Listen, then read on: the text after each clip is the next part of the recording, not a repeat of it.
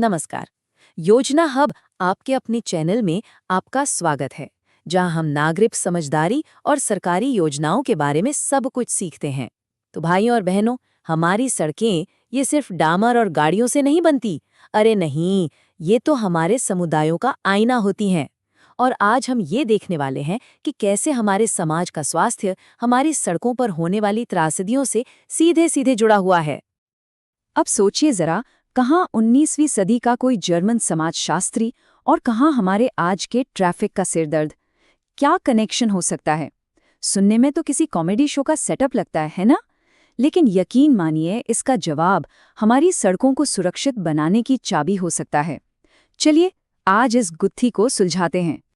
तो सबसे पहले एक ऐसे विचार को समझते हैं जो इस पूरी समस्या की कह सकते हैं जड़ में है, अलगाव की कीमत।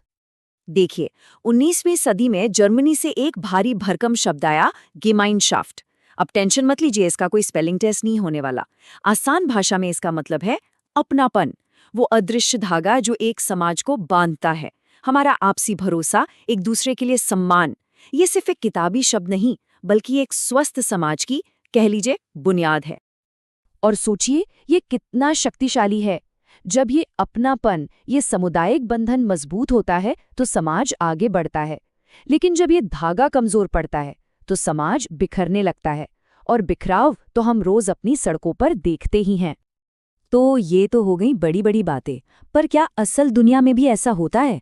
मतलब क्या हमारा माहौल वाकई हमारे बर्ताव को बदलता है? विज्ञान का जवाब है, अरे बिल्कुल, 100%। बहुत सारी स्टडीज को जब एक साथ मिलाकर देखा गया तो एक बड़ी मजेदार बात सामने आई। पता चला कि गांव देहात के इलाकों में लोग एक दूसरे की मदद करने के लिए ज्यादा आगे आते हैं, जबकि शहरों में थोड़ा तू कौन मैं कौन वाला हिसाब ज्यादा है। तो सबक क्या मिला? हम कौन हैं इससे ज्यादा जरूरी ये हो जाता है कि हम कहाँ हैं। मतलब माहौल का मामला है बाबू भैया, हमारा आसपास का वातावरण अक्सर हमारी सोच पर हावी हो जाता है। ये एक बहुत बड़ी सीख है, याद रखिएगा। अब इस सामाजिक थ्योरी को लेके चलते हैं भारत की सड़कों की उस कड़वी हकीकत की तरफ, जहां नागरिक जिम्मेदारी का टूटना हमें हर रोज हर मोड़ पर साफ साफ दिखाई देता है। अब देखिए, जब देश के सड़क परिवहन मंत्री को खुद ये कहना पड़े कि सबको मिलकर कुछ करना होगा, तो समझ जाइए कि समस्या कितनी गंभीर है। ये सिर्फ आंकड़ों का खेल नहीं है, ये एक राष्ट्रीय चिंता बन चुकी है। ये सिर्फ एक नंबर नहीं है, जरा ध्यान से सुनिए। साल 2022 में भारत में हुए सड़क हादसों की कुल संख्या है ये 4,61,312, और उन हादसों में 1,68,491 लोगों ने अपनी जान गंवा दी। हर एक नंबर के पीछे एक परिवार है, एक कहानी है जो अधूरी रह गई। ये एक डरा देने वाली हकीकत है।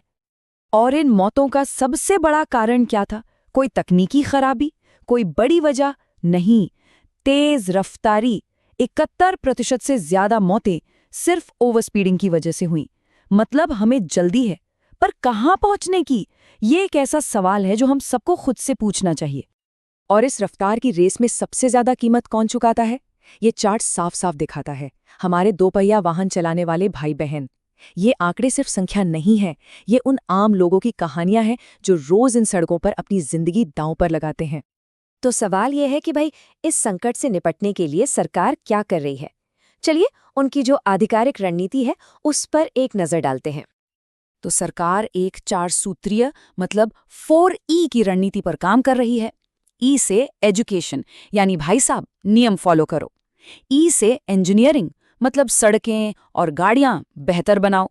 ई से एनफोर्समेंट, यानी जो ना माने उसका चालान काटो। और ई से इमरजेंसी केयर, मतलब अगर कुछ हो जाए तो मदद के लिए तुरंत पहुंचो। प्लान तो मजबूत है, लेकिन क्या सिर्फ यही काफी है? और यही हम वापस अपनी शुरुआती बात पर आते हैं। सरकारी कोशिशों के अलावा जमीनी स्तर पर, एक समुदाय के तौर पर, हम और आप क्या कर सकते हैं? असली पावर तो वही है।